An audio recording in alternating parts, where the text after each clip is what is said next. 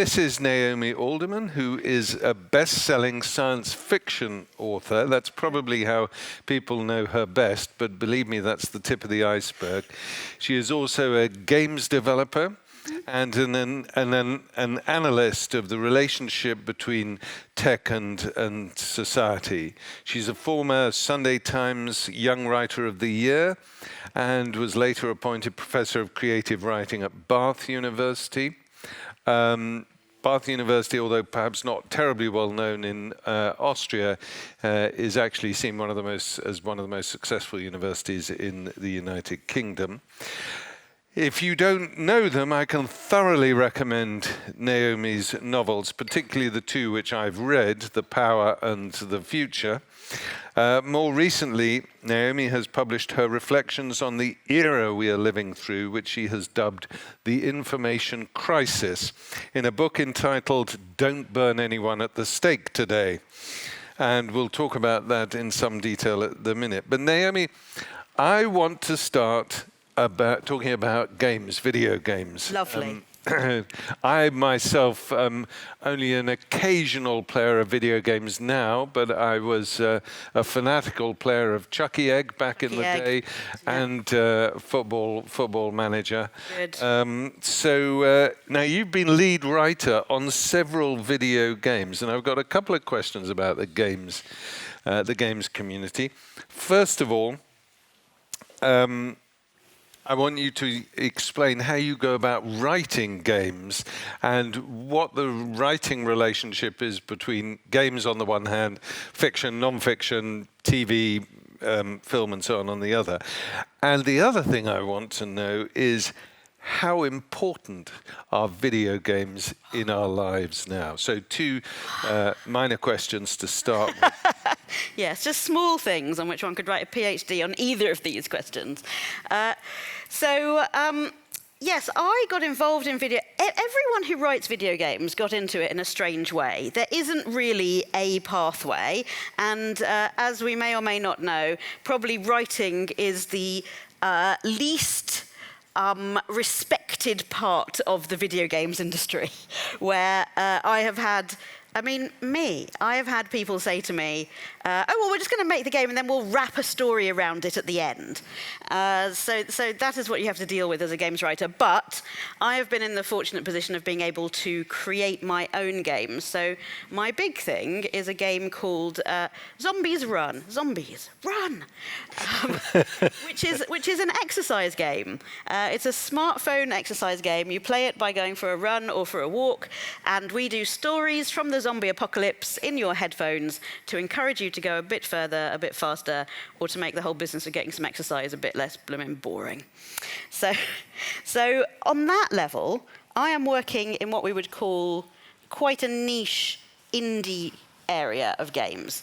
I don't work in what they call the AAA sector, which is things that you might have heard of, like Grand Theft Auto or Assassin's Creed or Call of Duty, where certainly people I know who do work in those games, the writing part is mostly you get given a big Excel spreadsheet and you have to just fill in the little squares with when this happens and this happens, then here are 10 things your character might say when he gets hit by a bullet in the knee.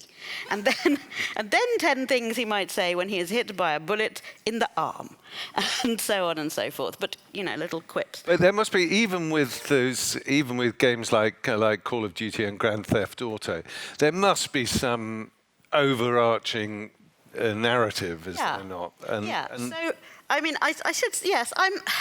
being a bit dismissive about writing in games, which I shouldn't be, partly because I think there are some really, really good writers working in games, and partly to get on to the second question, because video games are the biggest entertainment industry in the world now, financially. Bigger than movies, bigger than TV. I think they're bigger than music, books, and film combined, something like that. Video games are enormous, and if you think that doesn't have a cultural impact, you're living in a little bubble, as apparently we all do these days. So there certainly are overarching stories written. in a larger game, you will often be able to detect the Hollywood influence, but at the same time, there is very interesting writing now which is coming back into TV and film. So the most famous example is probably The Last of Us, which started as a game and is now a very, very good, miserable television show. It's very good. The performances are superb. The storytelling is superb. It's very sad. So when we think about what it is that video games are doing, well, first of all, it's an enormous field. So to say what is the cultural role of video games is like to say, what is the cultural role of books? What are books about? Who are book readers? And what kinds of things are in them? So certainly within games, it will go everywhere from little games that somebody has made by themselves. I mean, we're a bookie audience here, right? Right. So I would recommend this audience, for example, if you've never played a game or you haven't played one for... Since Chucky Egg. Since Chucky Egg, I would recommend to you warmly a game called The Return of the Obra Dinn, O-B-R-A, new word, D-I-N-N, which is a game set on board a mid-Victorian merchant ship which has returned to port with nobody in it, like the Marie Celeste, just returned with no one, and you are an insurance claims adjuster. The humour is intense. You see, there is wit and intelligence in video games, and you have to try to figure out from diaries and from snapshots of moments that you're able to access what happened to all of these people. So it is a very, very good seafarer's shaggy dog story, and incredibly satisfying. A shaggy dog story, by the way, for those who don't have colloquial English, is a long, long joke, which then doesn't have much of a punchline at the end. Well, yes, I mean, I would say it's incredibly good, the Obra Dinn, incredibly good, to the point that you go, oh no, this is doing proper storytelling. I can also recommend for a bookie audience a game called Citizen Sleeper, which is somebody here knows Citizen Sleeper, and just made a kind of because they didn't expect to hear it mentioned on stage. So this is a game about politically, it's about how we can imagine a progressive society after the fall of capitalism.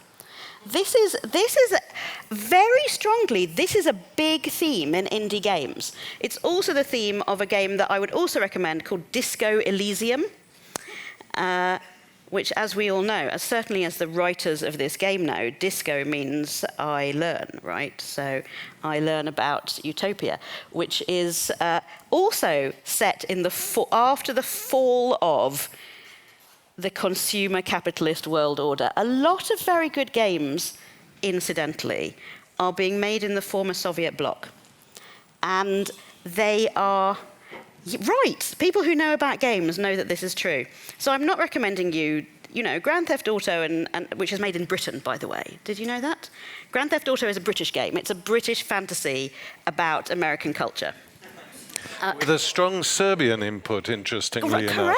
Correct. So, look, if you want to get anything coded and you don't want anyone to know that you've had it coded, where you go is Romania, apparently. Don't tell anyone I told you that. But so I can explain about all of that I mean, you said, I want to ask you about that as well. Right, so the economics of it are, there are brilliant things happening in the former Soviet bloc, and they are coming out of a very particular political, philosophical outlook. Citizen Sleeper, which is you are a character who wakes up on a starship. Your part of your body is mechanical, or cyborg. You have fled from an enormous corporation that put these implants into you, and you've got to try to get them deactivated before the bounty hunter comes to get you. Now, sorry, I could go on forever. Yes, I'm going to move this on to, but I still want a brief rundown of okay, I take your point about what are these book things, but you know, this is now an extraordinary phenomenon in terms of the revenue it generates, in terms of the jobs it creates in the creative industries, and so on. My own son is a level designer for a video games company. Brilliant. Yep. And nonetheless, it is refashioning the way that people engage with each other, apart from the fact that even though you have multiplayer games over the internet, you're invariably in a room, or almost invariably in a room on your own. Sometimes, yeah. Often you are, although there is such a thing as couch co-op games, which are good fun as well. So, I have so many things to say in response to this. As you can tell, I don't have trouble saying what I'm thinking. So in terms of things I can recommend to look at, there is a very brilliant film that came out last year called Grand Theft Hamlet, which is about a group of gamers who, during the pandemic, when they are all stuck at home, decide to put on a version of Hamlet within the game Grand Theft Auto. And number one, I mean, what an amazing quixotic decision to do that. Number two, if you don't play games, you can watch this film and understand some of the cultural effects of games. All right, so I will tell you the one that I think if you have never played this type of massive online game, you will not understand. One of the people in the production of Hamlet is a trans woman who is not able to be out in her real life. But in the game, she can immediately have the body and the look that she wants, and everybody simply accepts her in that way. And this, if you're a gamer, this experience is completely normal. You present yourself however you want to present yourself, and everybody responds to you in that way. And I think that is a massive generational fracture, that people who are not engaging with the world of games don't understand that this has already happened in the world in which a lot of us are spending a lot of our social time. You are right. I mean, look, I play games and, then I come to talk at festivals. It's not one thing. Gamers also read books. Gamers also watch TV. But there are very real feeling worlds in which you can be exactly who you want to be. I think it's marvelous. I think to understand that the virtual worlds of gaming offer a repair to some of the problems and prejudices of the physical world of bodies. I also, and we'll get onto this, would never say, there are no problems with just spending all your time looking at a computer. All of these technologies always come with benefits and with problems, but the biggest entertainment industry in the world now is the one where you can be whoever you want to be. And there is a truth and a beauty and a respect for human dignity to that, which I think is really changing our ideas about what human dignity is, about how we ought to be able to be in the world. And I just want to say out loud, I'm not saying that there were no trans people before the internet. I just want to say that I just make sure that I have not said that. But I think the idea that, no, the normal way is to ask people what their pronouns are, or to ask people what it is that they want to be seen as, and then to respect that. I think it has a lot to do with, at least the visibility and the acceptance has a lot to do with the online world, and particularly with gaming. So. Okay, let's move on, because we've got a lot to cover. Let's talk about your most recent book, Don't Burn Anyone at the Stake Today. So, first things first, what led you to that main title? What led me to that main title was I explained my thesis, which I will explain in a moment, to friends and people that I met. I've been talking about it for about 3 or 4 years now, and then people, no, more than that. And then people would say to me, what do we do? What do we do? And I say, well, the first thing is don't burn anyone at the stake today. So, my thesis is the following. We are living through a major information crisis. What is an information crisis? It's what happens when all of a sudden, because of a technological shift, the amount of information we can access, each of us, every day, goes up by orders of magnitude. If you compare, I think, certainly from when I was at school, compared to today, just the amount of information I can sit in my home and access is, I mean, to say it's 1,000 times more would be to vastly underestimate, right? It's millions and millions of times more. So I take that fact, and then I compare what has happened here to what I've identified as the two previous big information crises, which are the invention of writing and the invention of printing. After the invention of printing, as we will know, Europe was plunged into about 250 to 300 years of bloody war.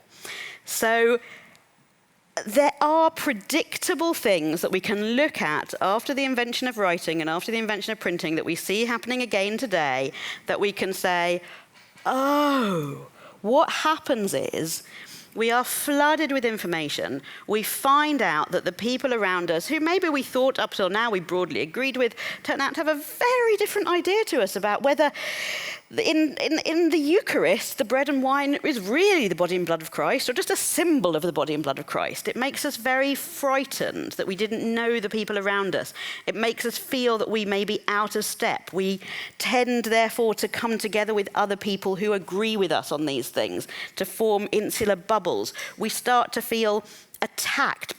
We're able to see more angry conversation about people like us amongst other people who we might not previously been able to access. I mean, my God, I remember the first time I sat in my house and, I mean, it was probably a good 20 years ago, thought, oh, I wonder if there are Nazis on the internet, and went to have a look at Stormfront. And there was my name on a list of Jews.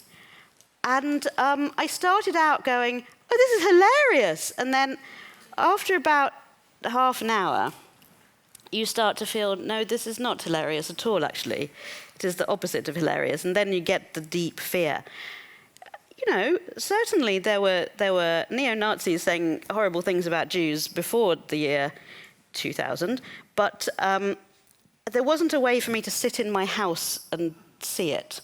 And so, of course, I am more frightened and feel, therefore, like I am under attack and therefore want to attack other people. And what happens is retrenchment, political instability, people form think-alike groups in order to defend against perceived outsiders. Everybody feels under attack. And then people end up burning a lot of people at the stake today. So, well, in particular witches, of course. In particular witches, but also heretics. Yep. Certainly in England, Catholic monarchs burn Protestants and Protestant monarchs burn Catholics. And an important thing to reflect on, I think, is that we don't look back on that these days going, the one group was right because of something they believed about transubstantiation. We look back on them and go, anyone who was involved in burning at the stake did wrong on this question. That was not a question that should ever have led to the fundamental denial of human dignity and our basic human freedoms. These should be two separate things. So I think we have to accept that we are living through a period. I'm really sorry. Like, I wish it were different. I personally would much rather be living through another enlightenment than through an information crisis. But what we happen to get, our bit of history, is we're living through a massive information crisis. Now, you speak about the Reformation, the printing, the coming of the book, and so on. But you also talk about, quite a lot's been written about that. But you also talk about the axial age and writing, and that I found particularly fascinating because it struck me as quite new. Tell us about the coming of writing and the axial age, what you mean by that. do you know what? It is quite new. I've slightly disguised this in the book because I found a lot of academic sources, but I do think that you can't actually find anybody else going, oh, this is exactly what happened. But yes, so the axial age is the name that historians have given to this very interesting period of history where a lot of what we would now think of as the real great ethical thinkers of history lived. So we're talking about the Buddha, Confucius, we're talking about the emergence of Hinduism, we're talking about the Greek philosophers, probably we're also talking about the writing of the Old Testament, we're talking about, and maybe that age maybe ends with maybe Jesus, maybe Muhammad, but there's a period there of really massive ethical thinking. And people thinking new things like, oh, maybe all humans are fundamentally equal. Maybe that, and that thought, you can see that in the samsara cycle, in Hinduism, you can see that in Greek ideas about democracy, you can see that in even ideas about nationhood, in ideas about, well, the idea, the golden rule, right? Don't treat other people the way you wouldn't want to be treated. This is, I mean, for those of us who know the Iliad and the Odyssey, if you were to try to say to Achilles, don't treat other people the way you would want, like it doesn't make sense. The golden rule does not make sense in that world where the greatest thing is the getting of kleos, honor. So the thought is that it is writing that makes that happen. This is you may find it far-fetched, and that's okay. But the thought from writers like Marshall McLuhan and from Eric Havelock, who writes about ancient Greece, is we are always perceiving ourselves through the technology that we use. I should say, technology is not the only thing going on. I write about technology, but I also think there are other historical forces.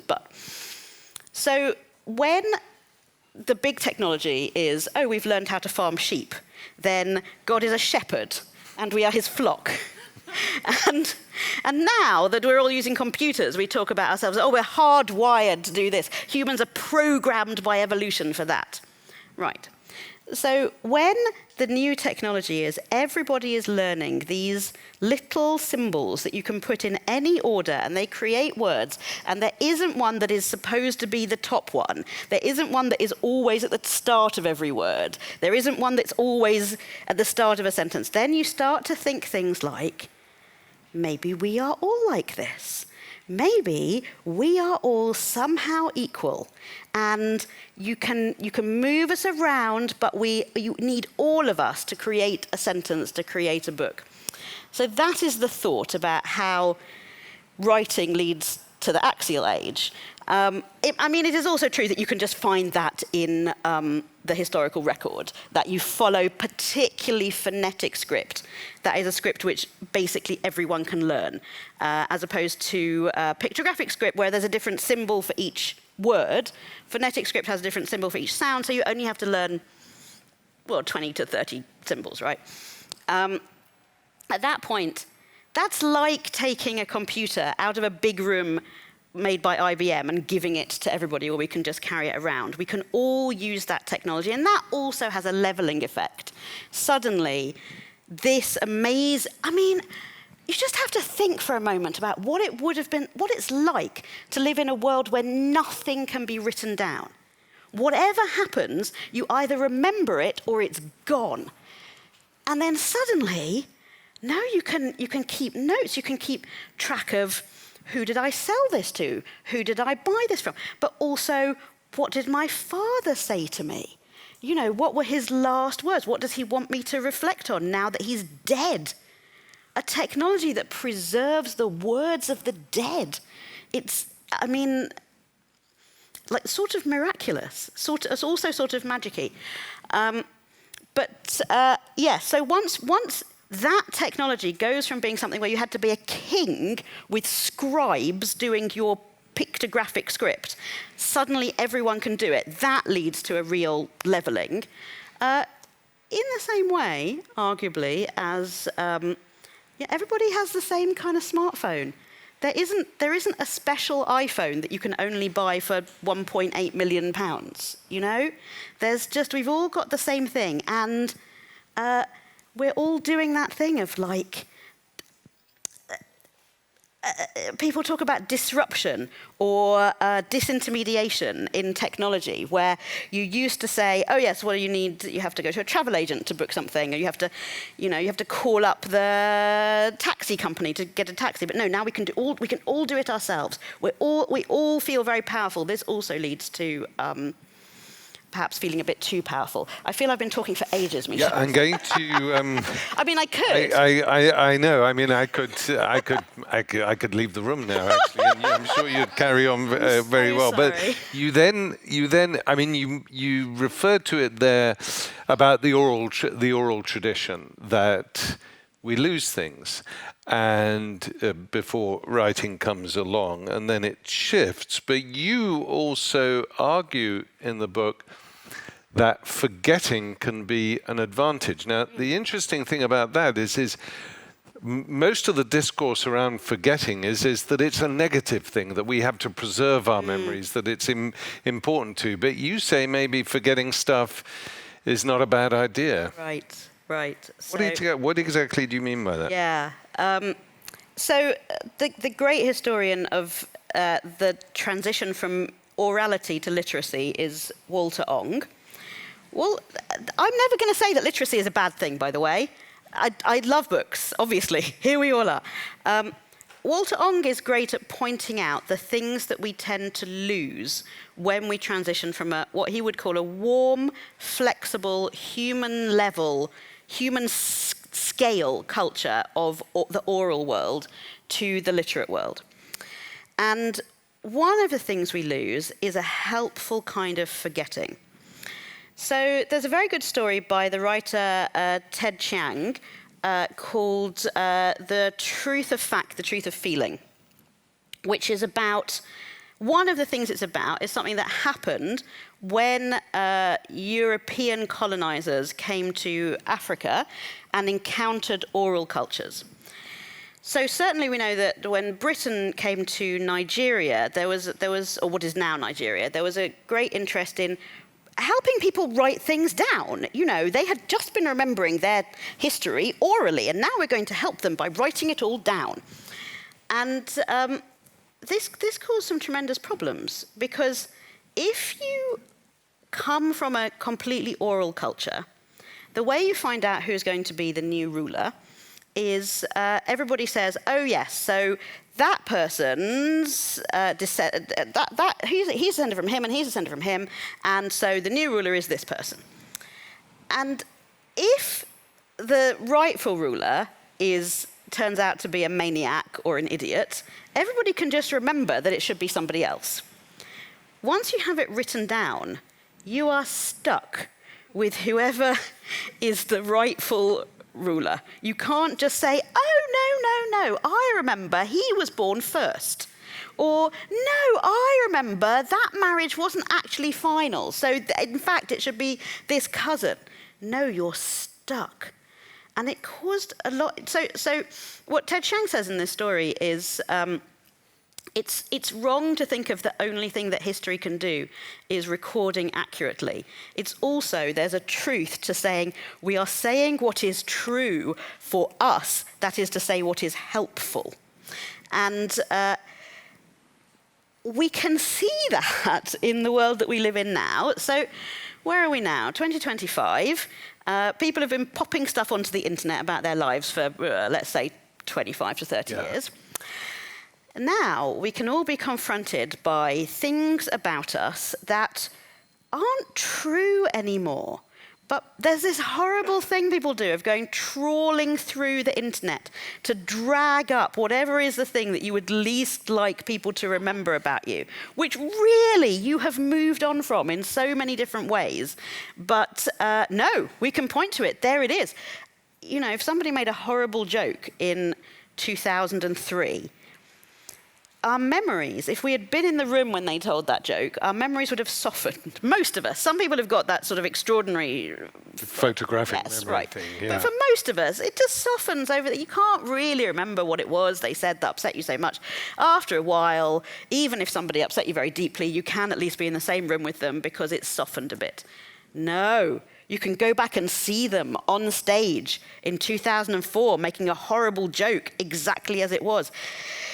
So that also increases both our anger, but also traps us in this inability to move on from ourselves. I mean, I see this, people talk about, in a jokey way, about a phenomenon called internet poisoning or internet toxicity. Sometimes I think what has happened is people feel that they have to be consistent with their past selves and are not able to somehow find a way through to say, yeah, I did do that, but now I'm quite different, actually. I've had different experiences. I've seen different things. I've developed, yeah. Right. And you mentioned something there, Naomi, which I find very interesting, talking about the transition from oral to writing, of the loss of what you referred to as human scale.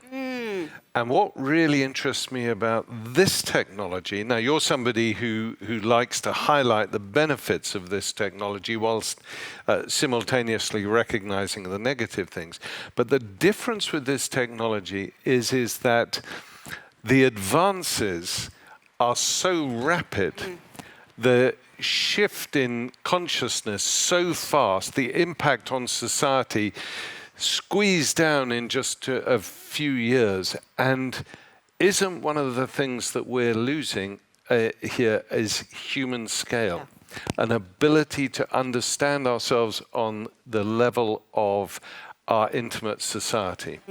I mean, I think that's absolutely right.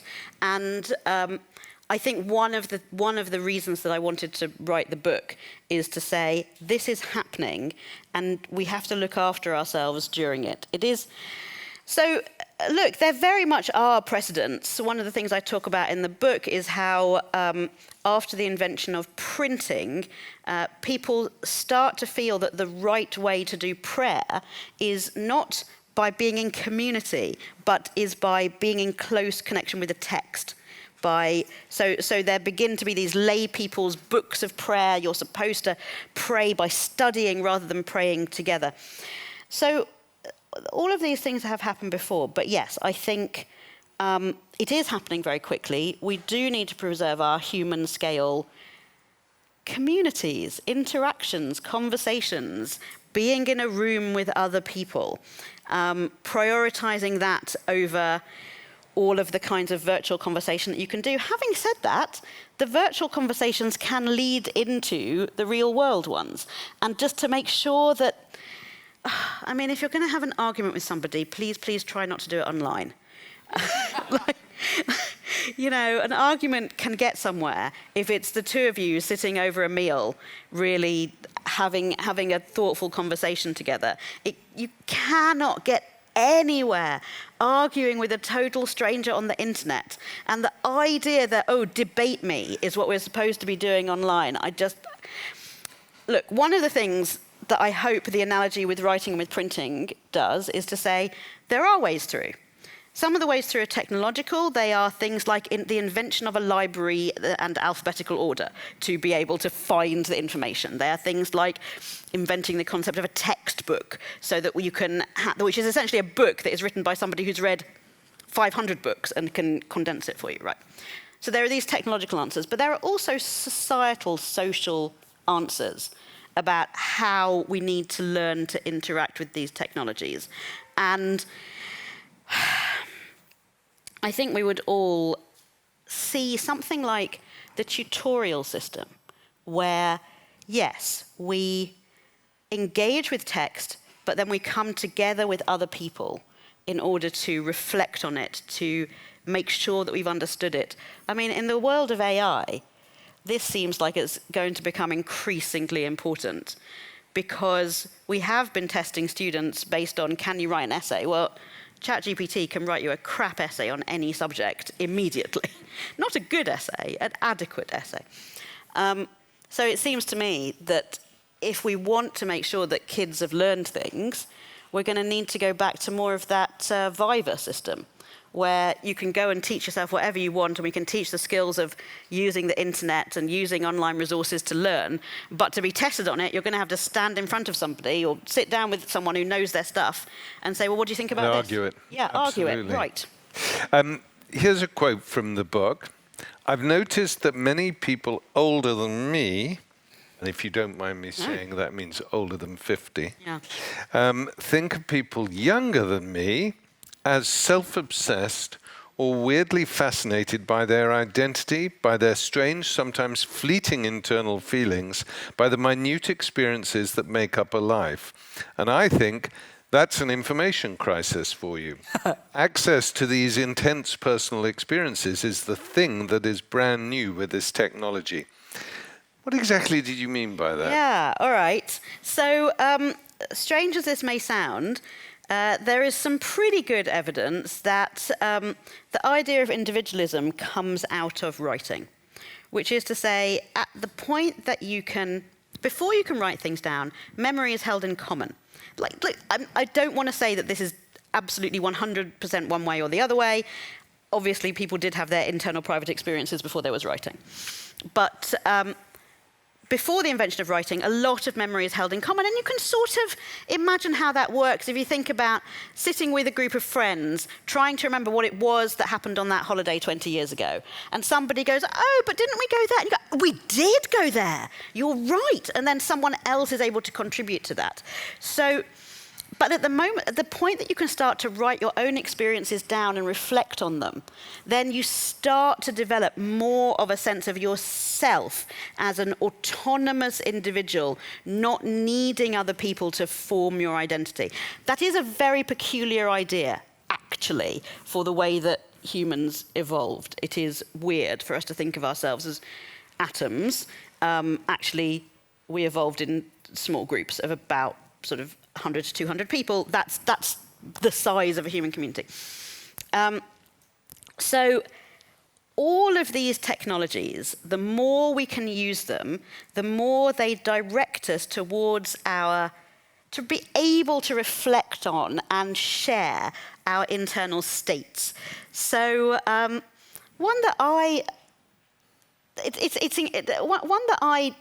really think about a lot, that I never spoke about before the internet, is I get something called ASMR, which is a sort of tingly nice feeling when, for example, someone is explaining something to me quite slowly and carefully. I know that if you don't get it, that sounds weird, right? I would never have said that to anybody before the internet. And then about 15 years ago, I saw an article about this online in Vice magazine. ASMR, the good tingly feeling no one can explain. And I looked at that and I went, oh my God, that's that thing that I get. Why did I not talk about it before? Why was there no space in conversations before for these intense personal experiences? I think the access, the ability to write something and then share it immediately with, in theory, everyone, at least everyone in the world who's on the internet, has caused a flowering of self-revelation, of people being able to understand, experience what's going on with them, being encouraged to share it, and therefore we learn things about ourselves. It's really quite amazing. I mean, in the book I compare it to Luther, who got a copy of the Bible printed up for him by the university printers without any glosses, that is, commentaries. So usually you would have had a Bible with a lot of commentaries that would essentially tell you what to make of it. What does it mean? And then Luther wants to just be with the pure word of God. And he has this Bible printed up with no commentaries.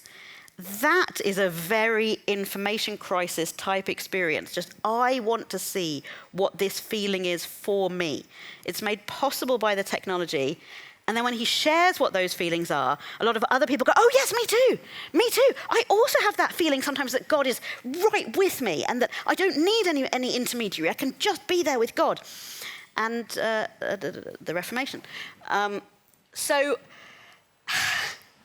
let me carry that thought on, talking about ChatGPT in particular. Oh, God, yes. So one of the most astonishing things about ChatGPT is how some users of this technology are developing human relations with ChatGPT. So there was this story about ChatGPT 4 transitioning to ChatGPT 5 became less empathetic.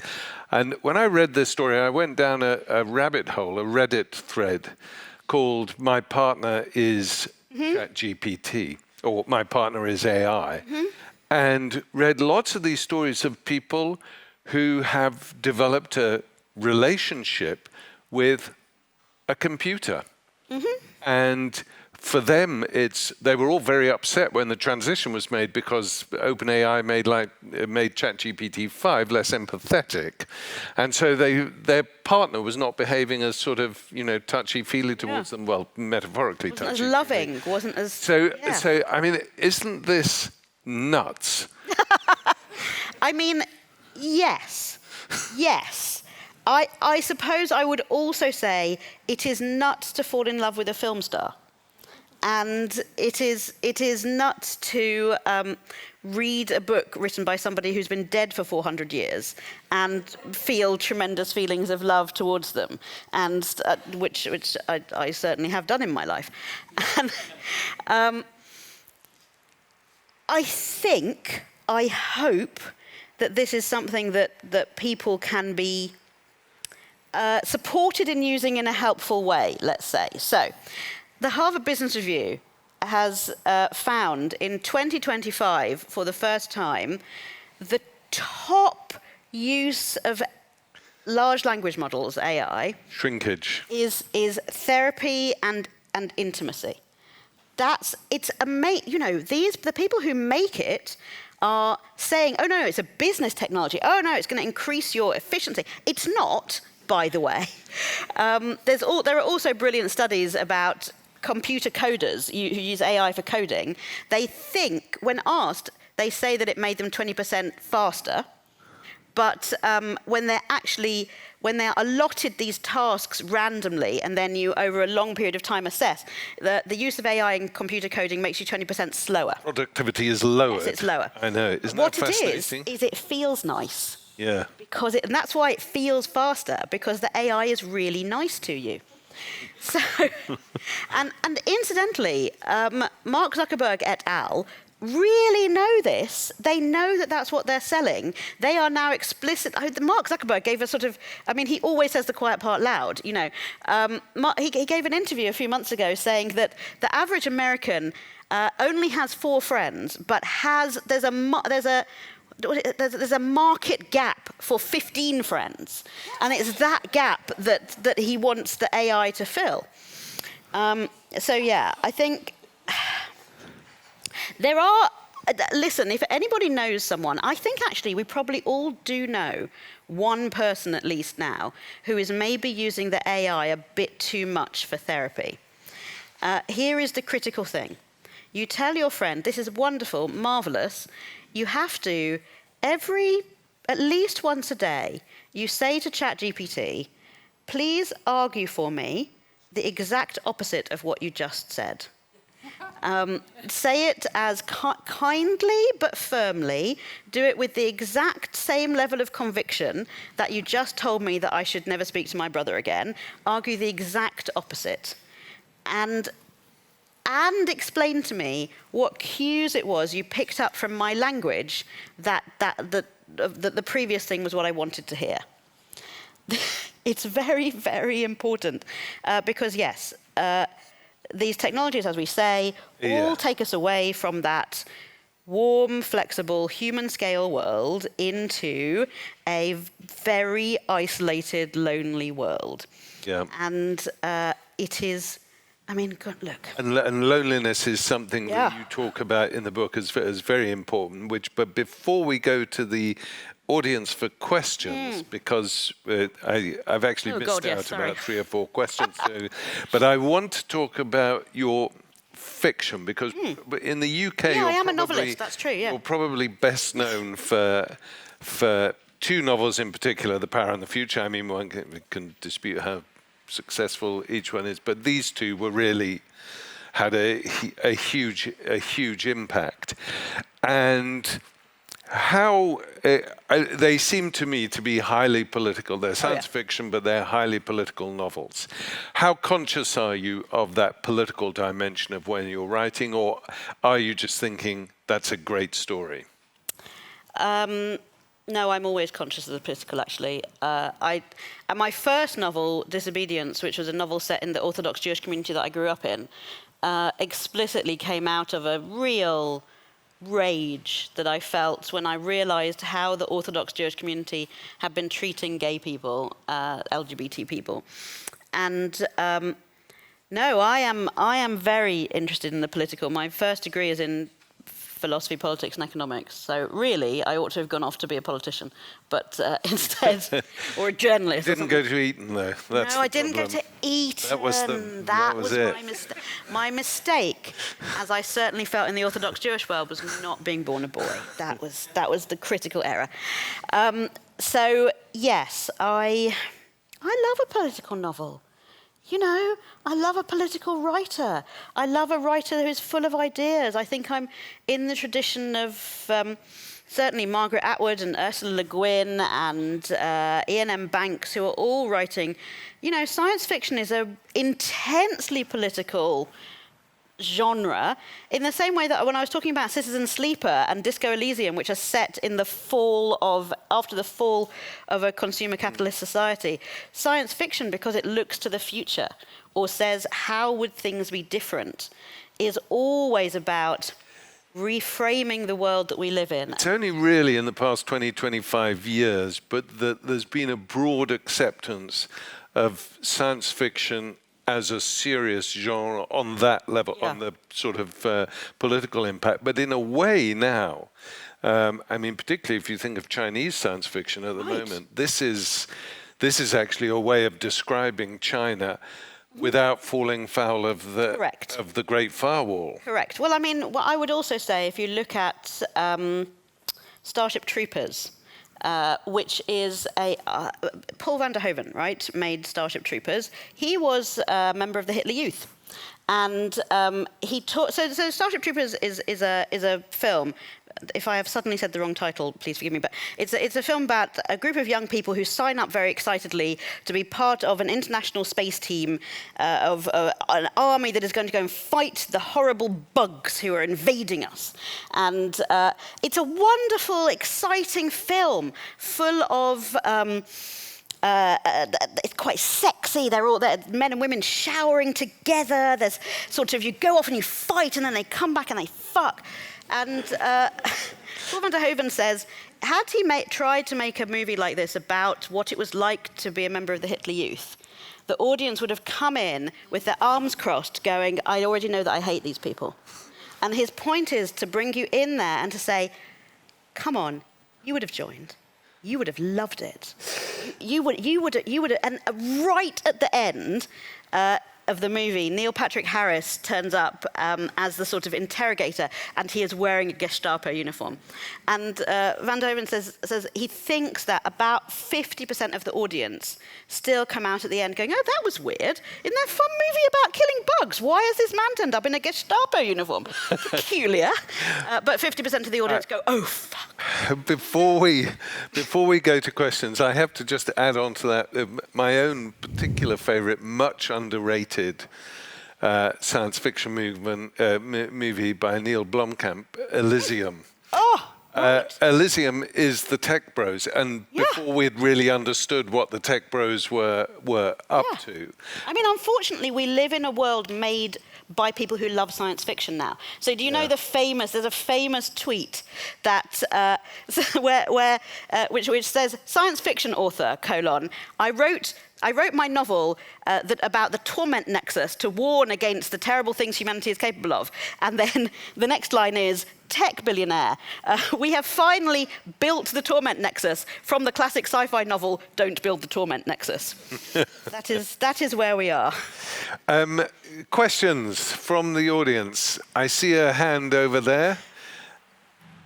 Thank you. Thank you very much for this discussion.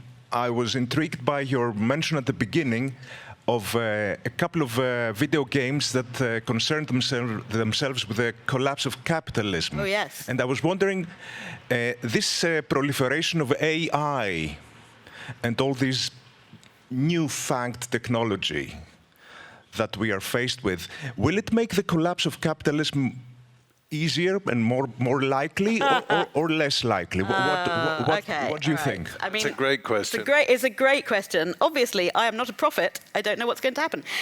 My unfortunate news is that I think capitalism is incredibly resilient. And this was brought home to me during the pandemic, when for a moment it all seemed to be stuttering. And for a few weeks there, it was quite hard to get hold of things. And then suddenly, the force of capitalism meant that restaurants that had stuff in their stores, in London anyway, were suddenly selling you enormous bags of flour. And people were bringing it to you on a bike. And I thought, my God. I mean, you can't say fairer than that from capitalism. It has. So what do we need? Do we need the fall of capitalism? I think, by the way, these video games do not argue for the fall of capitalism, but they say that I don't think it's impossible. On the question of AI, right, you are thinking of a future in which essentially 90% of people no longer have a job, very, very rapidly, because the AI is able to do so many things that the rest of us are sitting around going, well, I'm sorry, but we are going to have to storm the Bastille because we do need bread. And are they smart enough to prevent that? And will AI actually do that? I think these are two big questions. There are some very good, I can recommend podcasts by the Financial Times, particularly Martin Wolf has just done quite an interesting series of conversations about this. If AI replaces 5% of jobs a year, we are all fine and our economy is perfectly able to work with that. And my experiments that I've done with AI up to this point, which I'm very, very interested in, it suggests to me that there is still a massive role for a human person to figure out whether the AI is doing something useful or whether it's doing something stupid. And certainly that's the evidence of this research about that you think it's making you 20% faster, but it's actually making you 20% slower. So will AI actually do it? I think that's unproven. Maybe it will eventually do it. Will it do it so fast that our economies completely collapse? I'm not going to give that a more than a 10% chance of happening, actually. Will it do it so fast, and will the technology billionaires be so stupid that they will allow that to happen? I mean, they are stupid on that level. I think they are both unethical and do not have a great understanding of the world. So if the AI is fast enough and the transformation is as complete as maybe we're thinking of, maybe you will get the end of capitalism. But I don't think we would like to live through it. I don't think that will be fun for any of us, actually. The fantasies are about the far side, but I don't think it gets us a nice couple of 100 years. I would much rather live in a transformation, a slow transformation, than a revolution, personally. I've got a question at the back there. There actually is. No, I'm afraid I saw first. I'm consulting with the program and almost didn't come today, and thank you so much. I'm really glad I read it again and decided to come. But I am intrigued by this last sentence, which has to do with whether the tech bros, and this sort of tacks on to your last answer, are going to end up steering some new dystopia, this just this elite group of tech entrepreneurs. Right. Yeah. No. I mean, I think the evidence is that broadly they are not great people. I think there's also some evidence that none of us would be great people if we had that amount of power and money.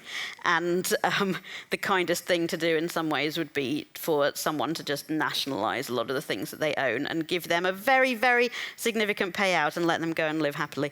But is that going to happen? Listen, I am very upset that I am no longer part of the EU. I would like my EU passport back, please. I think it's possible. The EU is the political bloc in the world that could do some legislation to stop them from doing the worst things here. Is Donald Trump going to stop them from taking all of the money and doing whatever the hell they like with it? On the contrary, he's encouraging it. Yes, correct. Including trying to blackmail the European Union about precisely the regulations that the EU wants to introduce. And unfortunately, Naomi, I'd be interested to hear what you say on this. The United Kingdom appears to be going down the Trumpian route at the moment in terms of relations with the tech bros. Yes, I'm afraid I think that's true. Look, the UK, obviously, we shot ourselves in the foot economically. And the more I look at it now, you know, and this maybe was obvious to everybody else, but wasn't obvious to me, the purpose of the forces that were pushing towards Brexit was to attempt to weaken the EU. And also to push the UK to be more economically vulnerable, to have to be an Anglophone ally for the United States. So less of 51st state and more a sort of Puerto Rico type relationship. Yeah. I'm going to try and get two more questions in with two people who've been very patient. The lady back there and the gentleman here. So. Hi, thank you for this amazing discussion. I wanted to bring back to the science fiction part. You mentioned Margaret Atwood, and I would like to ask maybe for your opinion, how can we maybe increase the comprehension of the science fiction lessons that we get from stories like Handmaid's Tales and all these that we can see now developing in our future and now? I'm going to get the second question as well, and then Naomi, you can answer them both. All right. After the other. Sorry, it's about the topic before. The fact that it's the tech bros dominating the AI development, and I think the majority of people behind it probably also look like them, and sadly like me. So older men, white. Are they not subtly going to influence us users of AI over time to be like them? Yeah. We're not changing society. I think subtle is the wrong adverb to use here. I don't think Grok calling itself Mecha Hitler has been very subtle about it. So in answer to the question about, and in fact they are very, very related questions, I don't know how you intuited that. So I unfortunately don't think that the problem is comprehension regarding the lessons of The Handmaid's Tale. I think that there are people who very fully comprehend how the world is if women are not able to have bodily autonomy in any way, and they want that world. Let us not kid ourselves about that.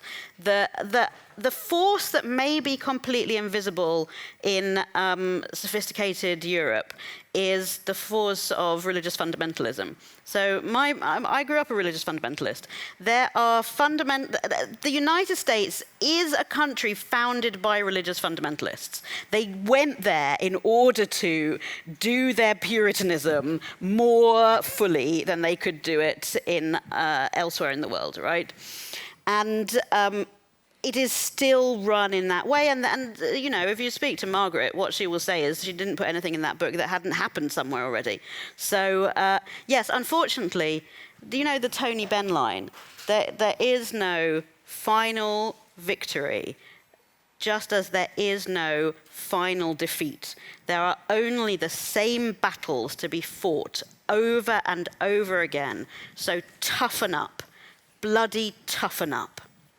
That's where we are. Yes, they will try to make the world go back to what they perceive as having been a wonderful world in which the white men were in charge of everything and all the rest of us had to do what they told us. However, we have now been through the Enlightenment. We have been through the emancipation. We have had women's suffrage. It is harder to go back to that once we've all had it. But it is the same fight to be fought again and again. So bloody toughen up. Right, well.